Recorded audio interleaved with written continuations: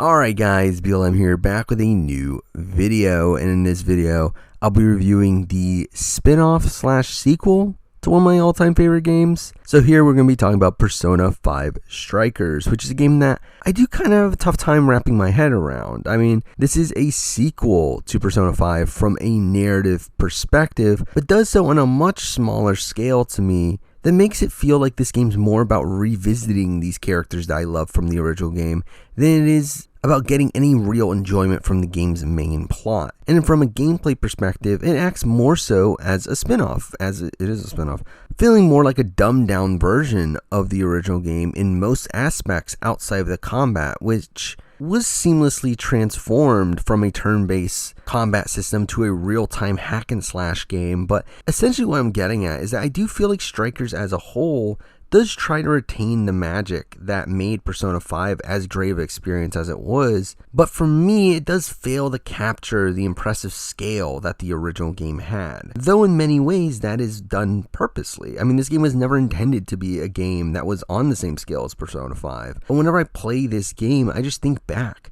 to the original Persona 5, which was just a better game in almost every single aspect, and a game that I straight up would rather be playing than this one. But I do have a lot more in-depth thoughts on this game, so let's just run through them, starting off with the gameplay, and then we'll focus around the narrative. So let's start with how the game plays, which with that I might as well talk about how this game was conceived, where this game was intended to be a crossover between the Persona series and the Dynasty Warriors series, being co-developed by Omega Force, the team behind the Dynasty Warriors series. But again, the game takes place within the Persona 5 universe and very much feels like a Persona game, with the most notable change here being in the combat system, where again it was changed to a hack and slash gameplay similar to that of the Dynasty Warriors games. But I do think outside of that, I do feel like this game retains the identity of Persona 5 and does so in a way that did surprise me. I mean, even the combat, while it's not a real-time system anymore, the execution of it does remind me of how Final Fantasy VII Remake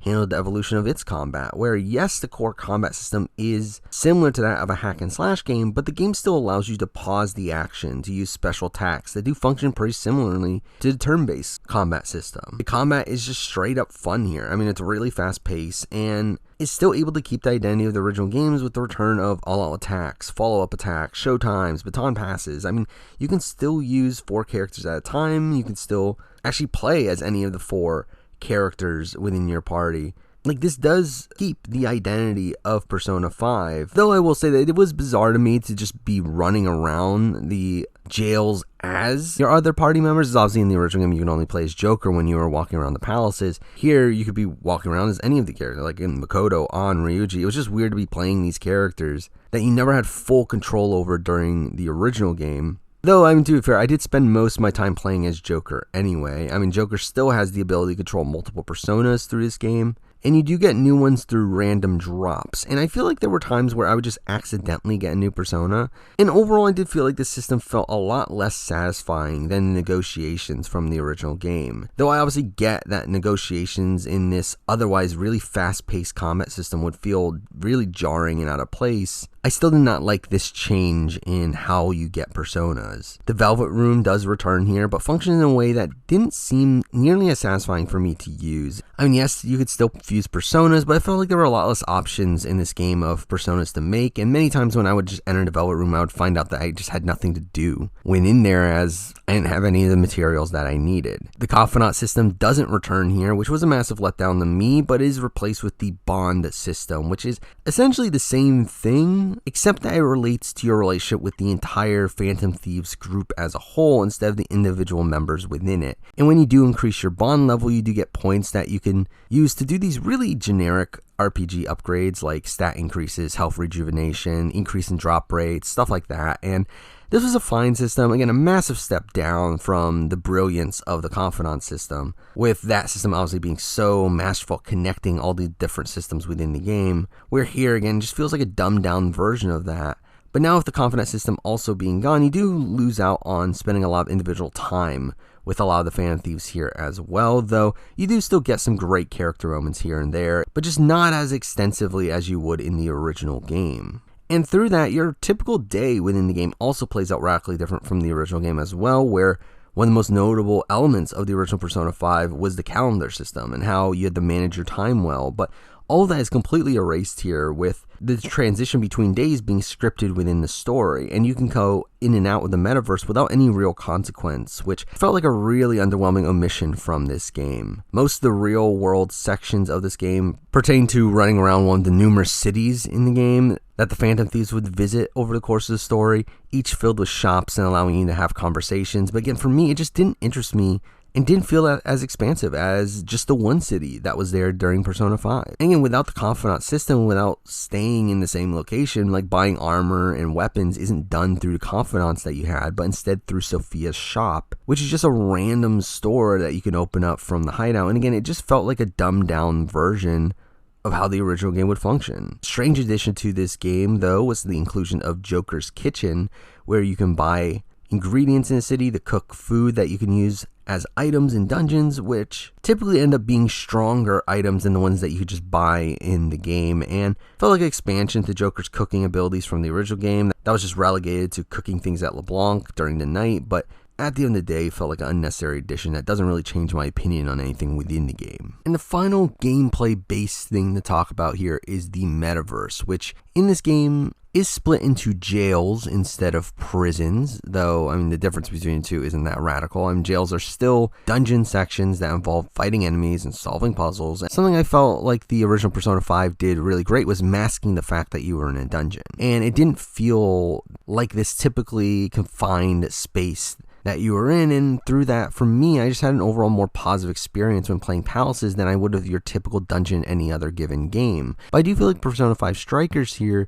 felt more so like your traditional dungeons, with each having this really similar structure of you having to find these 3 cores that ended up being followed up by a boss battle with the Lockkeeper, which was a pretty similar fight almost every single time. And I do think with the concept of these jails being a distortion of the entire city, with the levels being laid out like typical city streets, I do think that also led to this more generic feel when going through these palaces that again felt like these jails were once again worse versions of palaces from the original game, which for the most part I really enjoyed almost every palace within the original game, but here I do think the jails just felt repetitive most of the time, and when they didn't, it just felt like we've seen these style of sections done better. And again, from a gameplay perspective, that's essentially how I look at Persona 5 Strikers as a whole, where most of this game has been done better in Persona 5. Like, while I do like the new combat system, most of the other additions or changes to the game felt pretty underwhelming to me. But with that said, let's move on to the narrative, which sadly I have to say that I have the exact same opinions of. I mean, it's technically a narrative sequel to Persona 5, but I think it falls into the same trap that many of these style of stories have, these like reunion-esque stories, where it does give us more of the characters we love, but it does so in a smaller scaled story that doesn't add much to the overall series. It feels like the main purpose of this game's story was just to give us more of these characters in this world without actually telling that interesting of a story in its own right. One that feels completely unnecessary while just copying the tropes from the original story and just doing it not as well. Again, it's not bad on its own right, it's a replacement level story, it's just not nearly as great as the original Persona 5's, and feels like a story that just didn't need to exist. But let's run through the story, which again starts off with Joker and Morgana returning to Tokyo so that they can spend summer vacation with the other Phantom Thieves, which I don't mind the concept for the story. Though obviously I do think it adds to the smaller scale of the game, where again in the original Persona 5 it took place over the course of an entire year, while here it only takes place over the course of a month. But we pretty quickly get introduced to the first antagonist in the game in Alice, and this felt really bizarre to me, where again it just feels like a random cutscene of us randomly passing by an event that she's hosting, and we just accidentally get thrown into her jail by using an app called Emma, which felt again pretty reminiscent of the original game, but I feel like the setup here felt a lot more rushed. But obviously we learned that Alice is the jail owner due to her having stolen the desires of the public, which is technically a change from how the original palaces were set up, but again, to me, during this entire setup section, I just felt like we were seeing more of the same, but without having as compelling of a villain here as Kamoshida was, who was such a hateable villain and also one that had strong ties to the protagonist. But here with Alice, I just didn't care about her. But during these sections of the game, we do also meet a new character in Sophia, who later becomes a party member, and a lot of the end game does revolve around her arc in the game. But again, I didn't care about Sophia. To me, she just felt like a retread of Morgana's storyline from the original game, but in a character that had barely any interesting interactions, with most of her screen time revolving around her wanting to learn more about humanity. And while I do like her arc by the end of the game, I did find her pretty annoying through most of the game. We do also get introduced to the other major new character in the game in Zenkichi, an investigator that ends up helping the Phantom Thieves and later joins them, which kind of bizarre considering the fact that he's like double their age, but I did find him to be one of the more interesting characters in this game. And I did like his interactions with the group, despite again their radical age difference. But Zenkichi's role in the game is probably one of my favorite elements of the story here. As for the rest of this Alice arc, they do try to add this personal story for Ann within this arc, which they strangely do for a few of the characters over the course of this game, but not all of them, which does lead to certain characters getting a lot more screen time than others. And again, for Ann, this clearly did not hit nearly as hard as the Kamoshida storyline from Persona 5. They do try to humanize Alice and really all of the antagonists in the game through the Lockkeeper sections that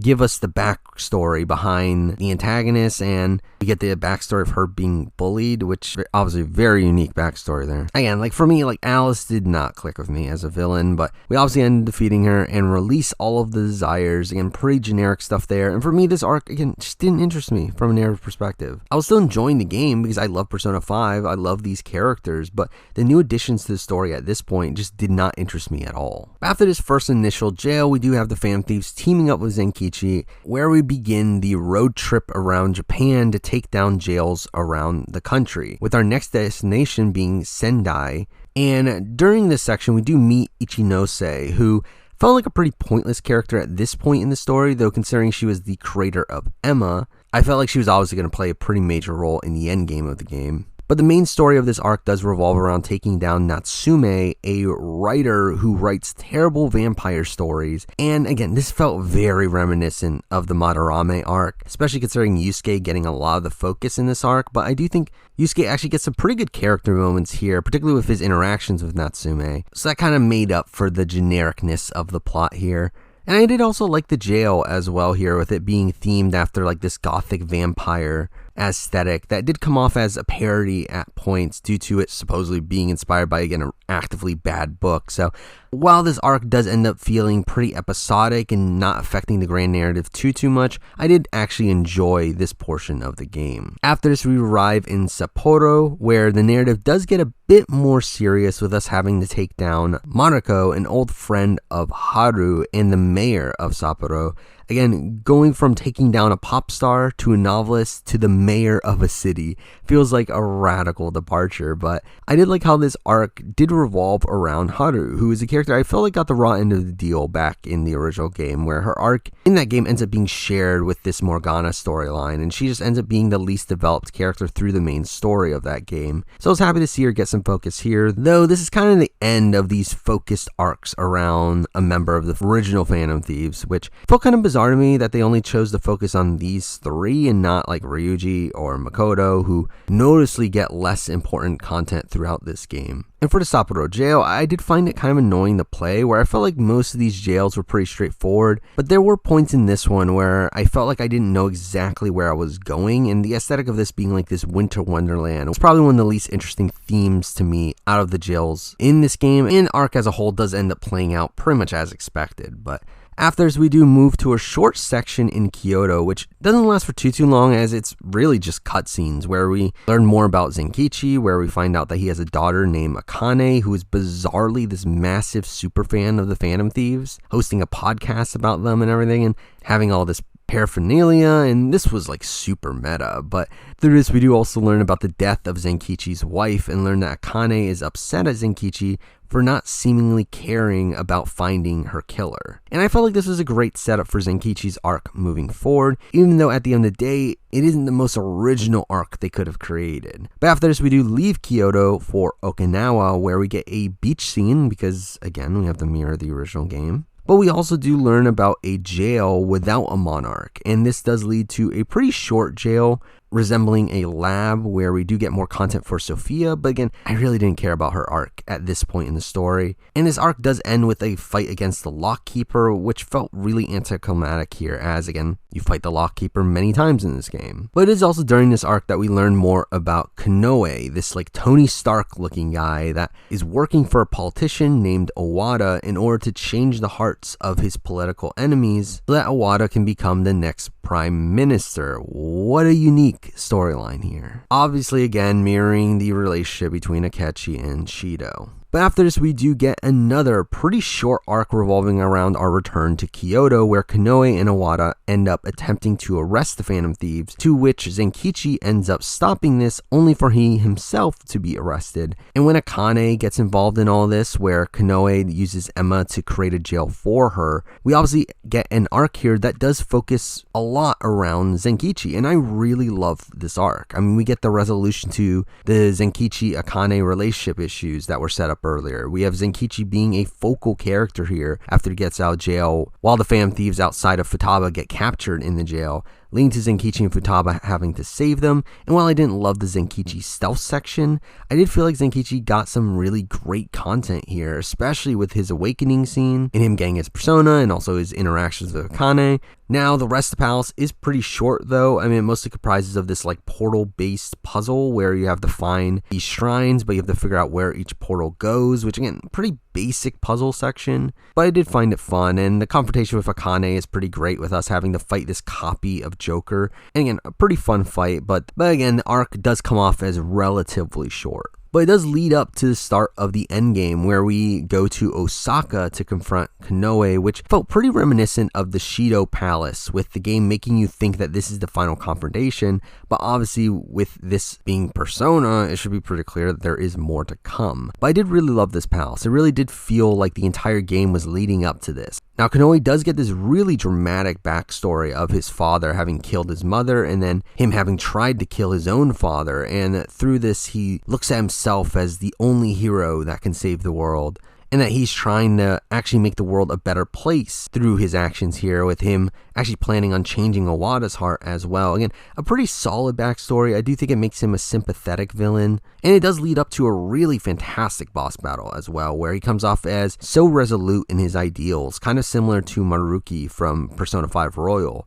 And we first fight him in his mech, and then that's followed up by this really badass scene of him walking away from the mech's explosion and us having to fight him in his hero outfit. And this all was a really satisfying boss battle here. Probably would have been a satisfying final fight for the game if it had been so. But after this, we do get this fireworks celebration that I did like as a callback to the previous games. And like, I've complained a lot about how this game has mirrored the previous ones, but I think this one at least adds more to the story, with the fact that they reference the previous time they had the fireworks and how it got rained out, and now them actually getting to see the fireworks for the first time. I did feel like this one added more to the story than the other ones, though really at the end of the day, again, it's pretty unimportant. But we do find out here that the threat isn't done yet, where Emma throws us into the jail of the Abyss, which is essentially the depths of Mementos, and we get more Morgana parallels with Sophia, with her finding out her true origin here, and we get a series of other revelations. I mean, we also find out that Emma has turned into the Ark of the Covenant, again, just like the Holy Grail from the original Persona 5.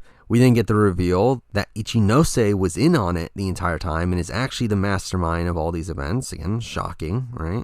And we do get a boss battle with Sophia, which is bizarre. I mean, it is weird to be fighting against this person that, again, was obviously in your party for a lot of the game. But her arc does conclude within this arc, with her stopping the fight with the Phantom Thieves and now having learned about humanity, wanting to help her friends, and she's able to awaken her true persona. It's a nice arc here, though it's obviously so painfully generic that it was pretty clear that was coming, and really that's a lot of how I feel about Sophia as a character as a whole, is that her role in the story for me was so predictable the entire way through. But again, Ichinose also gets a lot of credit here, with her revealing that she created Sophia to be able to understand the human heart, And again, to me, this felt so heavy-handed, and I do feel like if this had been the final confrontation, this would have been an underwhelming end to the story, especially when we just had that great Konoe section in the game. But thankfully, we do still have one more enemy to confront here, being the Ark of the Covenant. But to face it, we have to go through one last dungeon, that being the Tree of Knowledge, which again felt very reminiscent of the final world in Persona 5, but it leads to the final boss battle with the Ark, who is actually the false god Demiurge. And I really do love the final boss battle in this game, where you have to use each of the characters to do a certain part of the boss battle, and you can pick which character is in each group. And I really love pretty much everything about the mechanics of this final boss battle. Now, for me personally, I was kind of annoyed as I spent most of the game playing as the same 4 to 5 characters. So because I had some characters that were very much underleveled in comparison, but I had a lot of fun with this final boss battle, though again, narratively, it's pretty much the exact same thing from Persona 5. And after that, we have the end of the game, where summer is over, the Phantom Thieves have to split up once again, Sophia ends up going with Ichinose, which screams out to me as them just trying to get rid of these characters just in case they ever make another narrative sequel moving forward. And the game ends with Joko receiving an email from Sophia where she calls the photo of the Phantom Thieves her treasure, which is a nice end, but again, for me, Sophia was a character that really just did nothing for me, despite her being such a major focus in the end game here. So really overall for me, there are just so many narrative beats that didn't hit nearly as hard as I feel like they could have. But as a whole, I don't think the story of this game is bad. I just don't love how much it tries to mirror the original Persona 5. I really wish it would try to change the formula a bit more. I did like Zenkichi and his arc over the course of the story. There are some great interactions between the Phantom Thieves, and I do think Konoe was an interesting antagonist by the end of his run, but almost everything else this narrative does just doesn't work for me when we've already had a better version of it in the original Persona 5. And let's just wrap up this review as a whole with, again, that being my main criticism of this game. As someone who adores Persona 5, it's one of, if not my favorite game of all time. And when finding out that there was going to be this narrative sequel to that, I was so excited to see what story they had left to tell. But through playing this game, it makes it very clear that they didn't have a story to tell. And they were just like, hey, let's just do the same thing again. But again, that doesn't mean I hate this game. I just think coming from the masterpiece that is Persona 5, following that up with this felt like a letdown to me. But again, a really dumbed down version of Persona 5 is still at the end of the day a pretty good game in the grand scheme of things. And at the end of the day, that is the way I look at Persona 5 Strikers here. But there we go. I mean, that is my review. Obviously, stay tuned for more game reviews and retrospectives moving forward. But for now, that's the video. Thank you for watching.